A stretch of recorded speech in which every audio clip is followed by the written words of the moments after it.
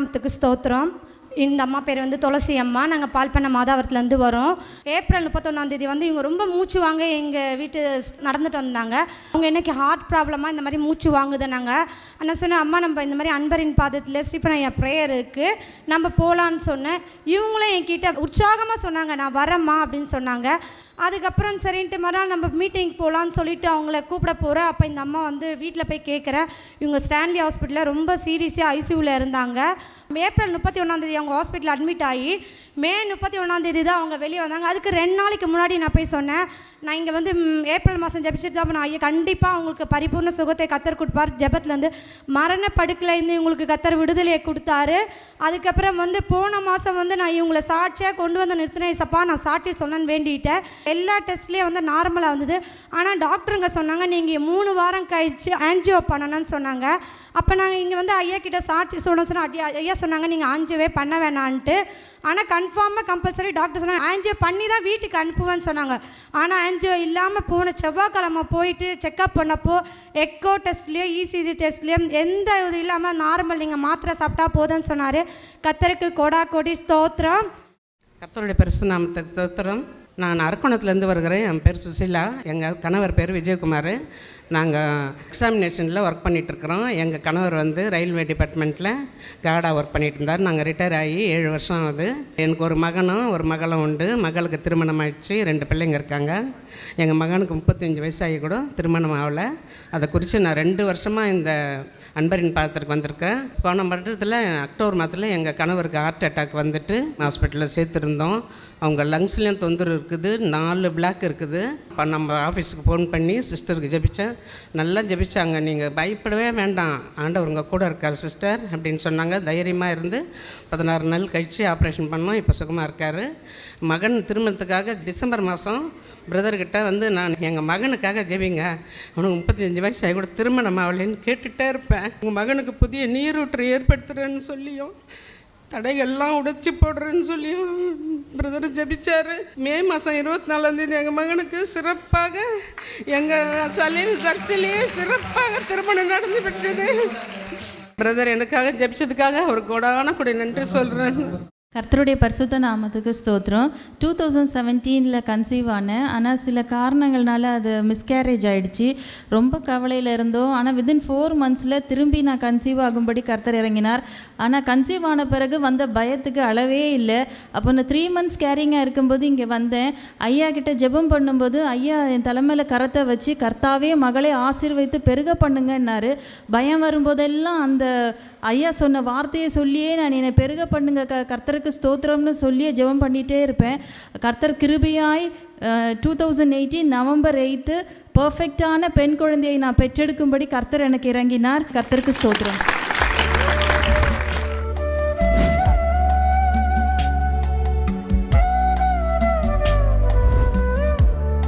கிறிஸ்துவுக்குள் மிகவும் பிரியமான எனதருமை சகோதர சகோதரிகளே, நம்மை சிருஷ்டித்தவரும் நம்மை உண்டாக்கினவரும் நம்மளை ஒருபோதும் மறவாதவருமாகிய இயேசு கிறிஸ்து இணையற்ற நாமத்தினாலே உங்கள் எல்லாரையும் வாழ்த்தி ஆசீர்வதிக்கிறேன். ஹல்லேலூயா.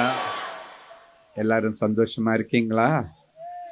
இந்த நாளிலும் ஆண்டவருடைய பாதப்படியில் அமர்ந்து, ஆண்டவரே என் பிள்ளைகளுக்கு என்ன மங்கள வார்த்தை சொல்ல விரும்புகிறேன், என்ன வார்த்தை சொல்லி என் பிள்ளைகளை ஆசீர்வதிப்பது தேவனுக்கு பிரியமாயிருந்தது என்று கேட்கும் பொழுது ஆண்டவர் கொடுத்த மங்கள வார்த்தை சங்கீதம் 107 35 மற்றும் 37 ஆகிய வசனங்கள். எடுத்து வாசிப்போமா?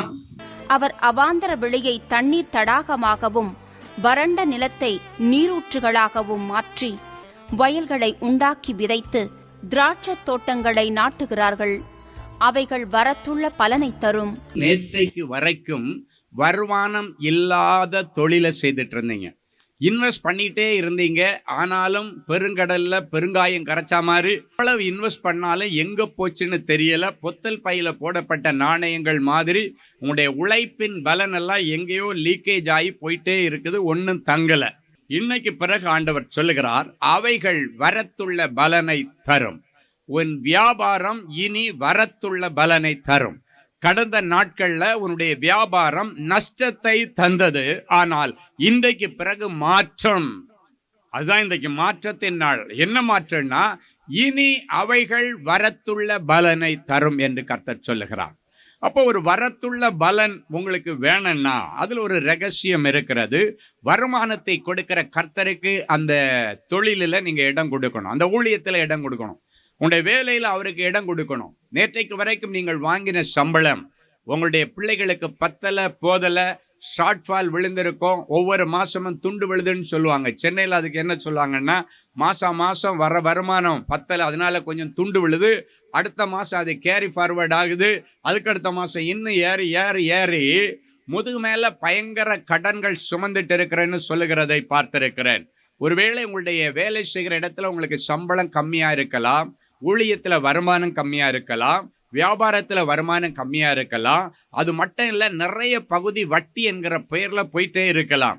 இன்னைக்கு ஆண்டவர் சொல்றாரு, ஆண்டவர் கொடுத்த அந்த ஆசீர்வாதத்தின் பலனை, பட்சித்த வருஷங்களின் பலனை திருப்பி உங்களுக்கு கொடுக்க போறாரு. நிறைய வெட்டுக்கிளிகள், பச்சை கிளிகள், முசுக்கட்டை பூச்சிகள் உங்களுடைய ஆகாரத்தையும் வருமானத்தையும் பட்சித்து போட்டு உங்களுக்கு வீட்டுக்கு ஒண்ணுமே கொண்டு வர முடியாத அளவுக்கு ஒரு சூழ்நிலை இருந்திருக்கலாம்.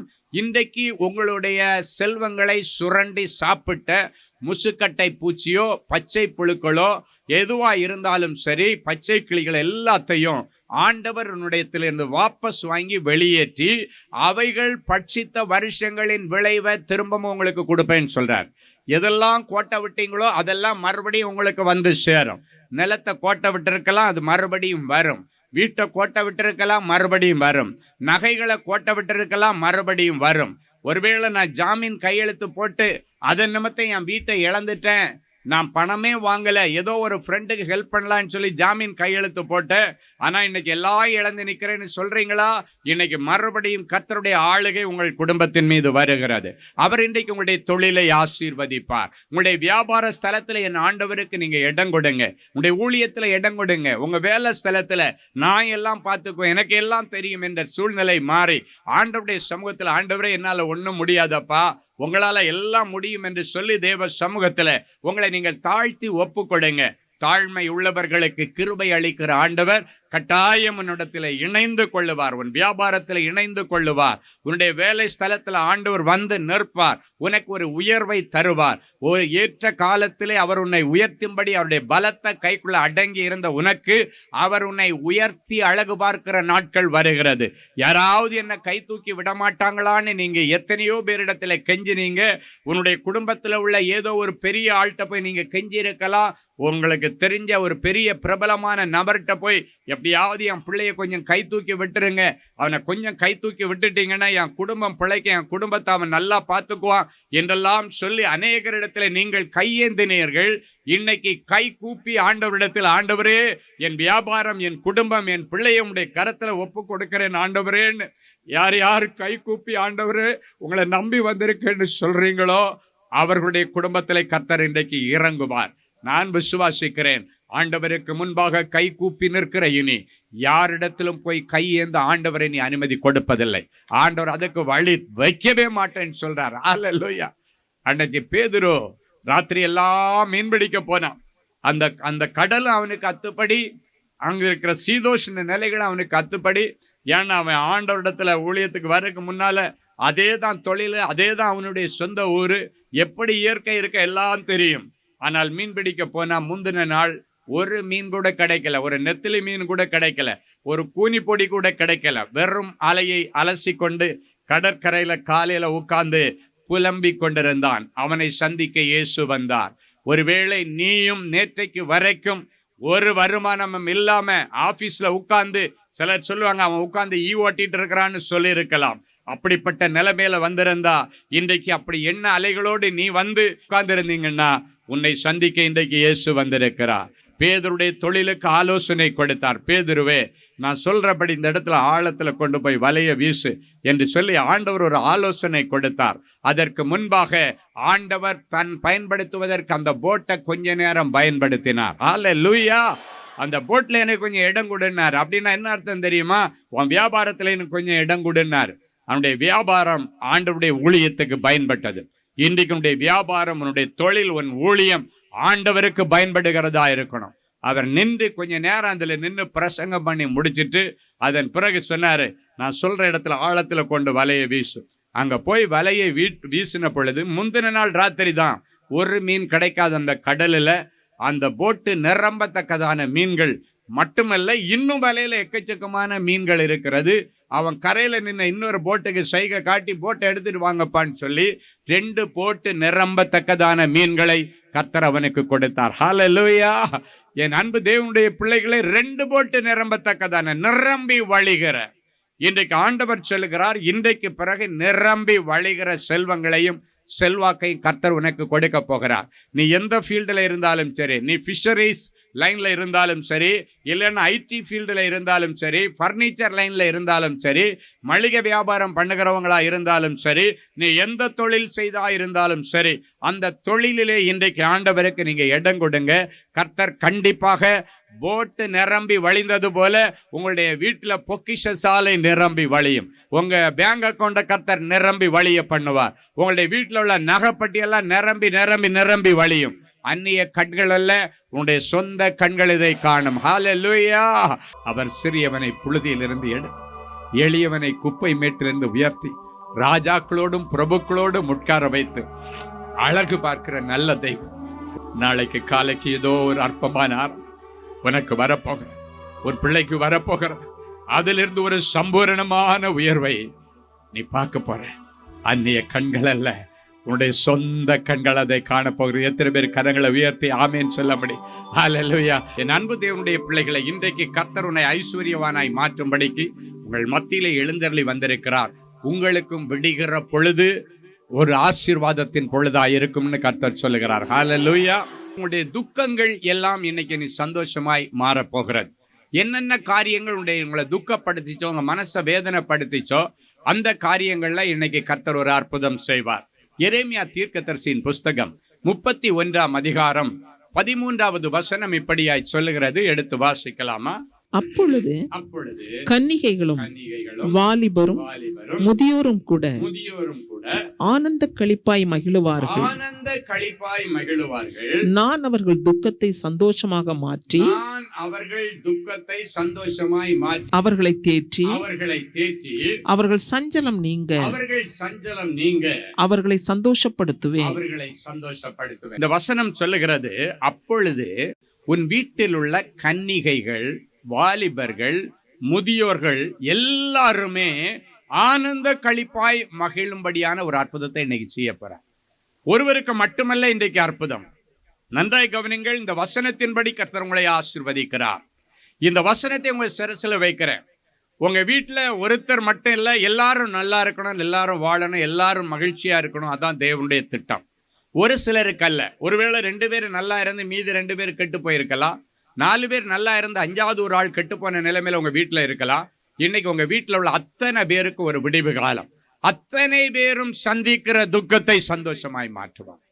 இப்ப பாத்தீங்கன்னா உங்க வீட்டுல உள்ள கன்னிகைகள் அப்படின்னா வாலிப மகள்கள், அவர்கள் சந்திக்கிற பிரச்சனைகள் ஒரு விதமா இருக்கும்.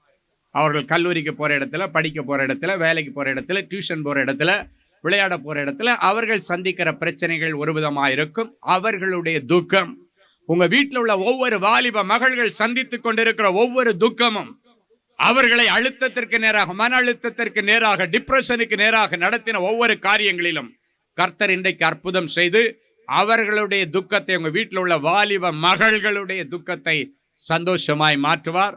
அவர்களுடைய அழிவு இன்றைக்கு மறைகிறது, வாழ்வு அவர்களுக்கு கிடைக்கிறது. புத்தி பேதலிக்க பண்ணுகிற ஆவிகளை கர்த்தர் அவர்களை விட்டு வெளியேற்றுகிறார்.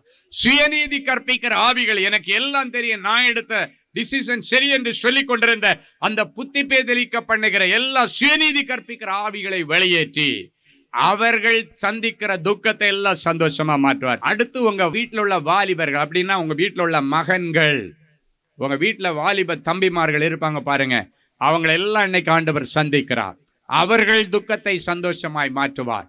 அவர்கள் அழுகையை ஆனந்த களிப்பாய் மாற்றுவார். எல்லாரும் சொல்லியிருக்கலாம், உனக்கு இப்படியெல்லாம் ஒரு பிள்ளையான்னு கேட்டிருக்கலாம்.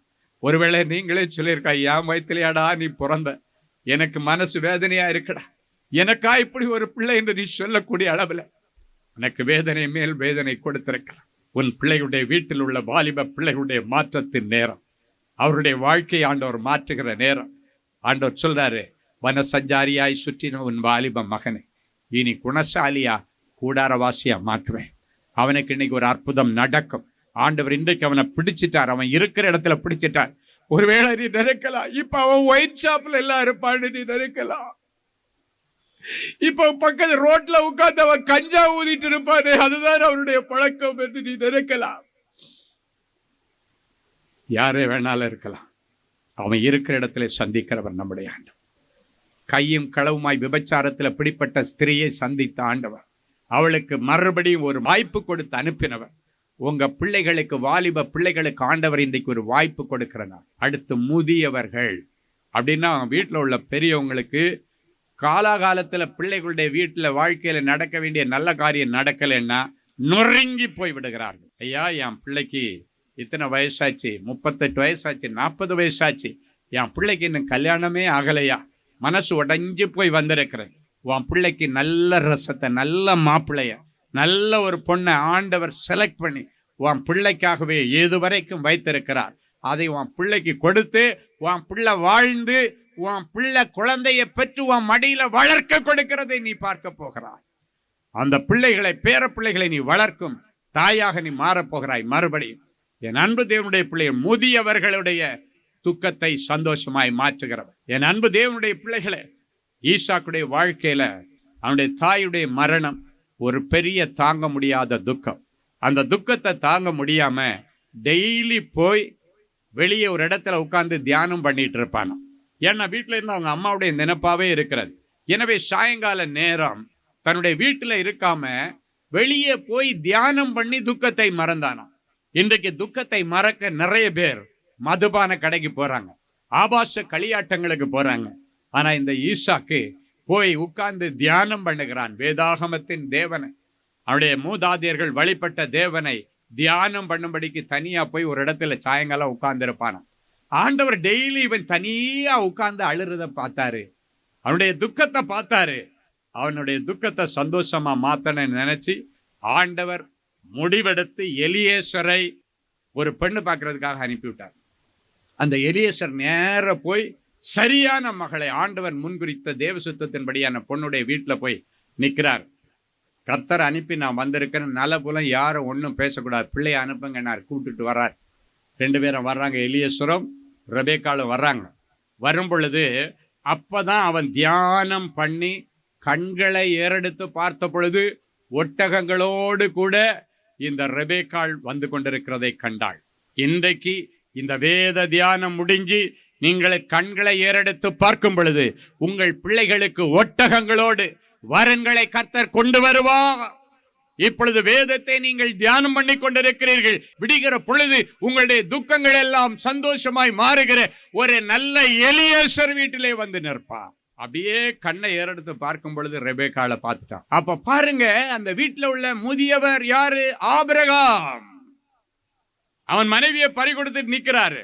அவன் வேதனையோடு இருக்கும் பொழுது எலியேசரை மூலமாக ஆண்டவர் ஒரு அற்புதத்தை செய்தார். அந்த முதியவர் ஆபிரகாமுடைய கண்ணீரை கர்த்தர் கண்டார். அவனுடைய துக்கத்தை சந்தோஷமாய் மாற்ற விரும்பினார்.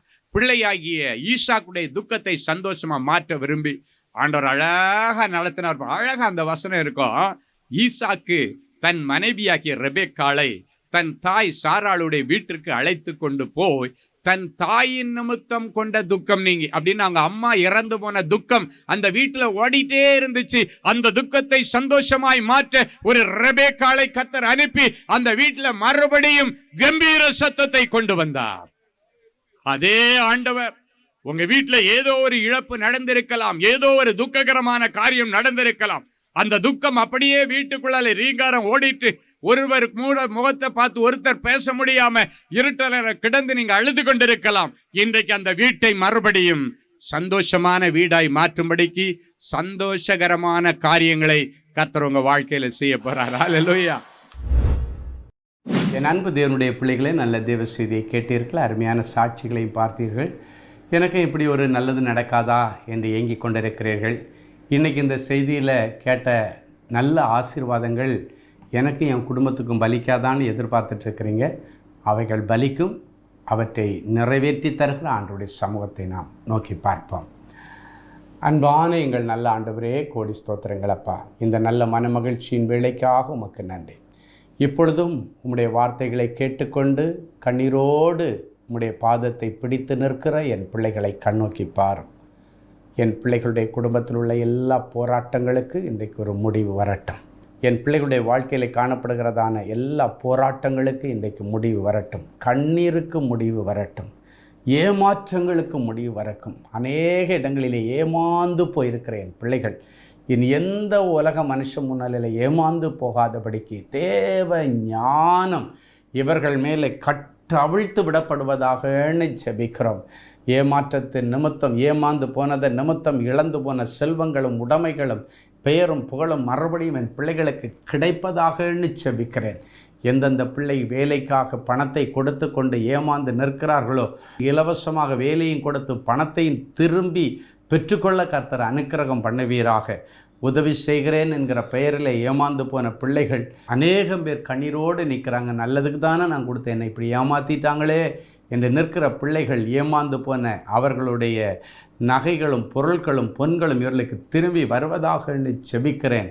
நண்பனுக்காக வேண்டி வீட்டை அடமானம் வைக்க கொடுக்க போனேன், இன்றைக்கி வீடு எனக்கு மிஞ்சாதோ கிடைக்காதோ என்று கதறிக்கொண்டிருக்கிற பிள்ளைகளுக்கு அதை மீட்டு தாரும். யார் யார் இவர்களை ஏமாற்றினார்களோ, ஏமாற்றினவர்கள் கண்களில் தயவு கிடைப்பதாக ஜெபிக்கிறேன். ஆண்டவர் தாமே இனி வருகிற நாட்களில் நல்லது கெட்டது எது எது என்று வரையறுக்கத்தக்கதான ஞானத்தை என் பிள்ளைகளுக்கு கொடுத்து, இந்த கபடு வாது சூது நிறைந்த இந்த உலகத்தில் என் பிள்ளைகள் ஞானமாய் நடந்து கொள்ள, கருத்தாய் நடந்து கொள்ள, கருத்தாய் பேச கர்த்தர் என் பிள்ளைகளுக்கு அனுக்கிரகம் பண்ணுகிறதற்காக மக்கு நன்றி. என்னுடைய குடும்பத்தில் இருக்கிறதான எல்லா தடைகளை உடைச்சி ஜெபிக்கிறேன். மகிமையான நல் விசேஷங்கள் உடைய குடும்பத்தில் வசனிக்கப்படும், பேசப்படும் என்று சொன்னீரே. மகிமையான நல்ல காரியங்களெல்லாம் குடும்பத்தில் நடக்கட்டும். இன்றைக்கு இவர்கள் செய்தியிலே கேட்ட அத்தனை நன்மைகளையும் ஆசீர்வாதங்களையும் இவர்களுடைய சிரசில் வைத்து இவர்களை ஆசீர்வதித்து ஜெபிக்கிறேன். இவர்கள் எதையெல்லாம் தங்களுடைய செவிகளை கேட்டார்களோ அவைகள் எல்லாவற்றின்படி இவர்களுக்கு ஆக கடவுதுன்னு சொல்லி இவர்களை நான் வாழ்த்தி ஆசீர்வதிக்கிறேன். அநேக பிள்ளைகளுடைய வாழ்க்கையில் ஒரு அடி எடுத்து வச்சா 4 அடி சறுக்கிற நிலைமையில் இருக்கிறாங்க. அவர்களுடைய வழிகள் எல்லாவற்றையும் இனி உறுதிப்படுத்துவீராக. இனி கால்கள் சறுக்கக்கூடாது, முயற்சிகள் சறுக்கக்கூடாது.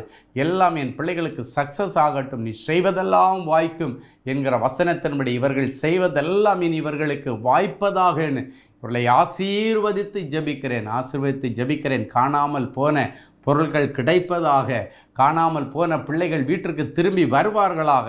சண்டை சச்சரவுகளுக்கு முடிவு வரட்டும். கணவன் மனைவிகளால் இருக்கிற பிரிவினை மாறி மறுபடியும் ஐக்கியம் உண்டாகட்டும். கழுகு தன் பிள்ளைகளை கூட்டுக்குள்ளே சேர்க்கிறது போல இவருடைய முழு குடும்பமும் இயேசுவுக்குள்ளால் சேர்க்கப்படுவதாகன்னு நான் செபிக்கிறேன். இவருடைய சரீரத்தில் இருக்கிற எல்லா கொள்ளை நோய்களுக்கு இன்றைக்கு விடிவு பிறப்பதாக. எத்தனை பிள்ளைகள் கேன்சரில் கஷ்டப்படுகிறார்கள், அத்தனை பேருடைய கேன்சர் வியாதியை தொட்டு குணமாக்குகிற ஆண்டவர் இவர்கள் இருக்கிற அறைகளிலே இப்பொழுது இறங்கி வருவீராக. எனக்கு விருப்பம் உண்டு, நீ குணமாக என்று சொல்லி ஆசீர்வதிப்பீராக. எத்தனை பேர் தன்னுடைய 2 கிட்னி பழுதடைந்த நிலைமையில் இருக்கிறாங்களோ, டயாலிசிஸ் பண்ணிட்டு இருக்கிறாங்களோ, என்ன பண்ணுகிற நிலைமையில் இருக்கிறார்களோ, அத்தனை பேருடைய கிட்னிஸ் எல்லாம் புதிதாய் மாற்றும். இருதய வாழ்வுகளில் இருக்கிற பிரச்சனைகள் மறைந்து போவதாக. யூட்ரஸில் இருக்க கட்டுகள் அறுக்கப்படுவதாக. பிரெயின் டியூமர் மறைந்து போவதாக. ஸ்கின் கேன்சர், பிளட் கேன்சர் மறைந்து போவதாக. தெய்வீக சுகத்தை தாரும். உனக்கு சௌக்கியமும் ஆரோக்கியமும் வரப்பண்ணி உன் வியாதிகளை எல்லாம் குணமாக்குவேன் என்று சொன்னீரே. குணமாக்கி அழகு பார்ப்பீராக. வேதனைகளுக்கும் நெருக்கங்களுக்கும் பஞ்சங்களுக்கும் விலக்கி காத்துக்கொள்ளும் இயேசுவின் மூலம் பிதாவே, ஆமென். கிறிஸ்துவுக்குள் அன்பானவர்களே, ஆண்டவராகிய இயேசு கிறிஸ்துவின் இனிய நாமத்தில் அன்பின் வாழ்த்துக்கள்.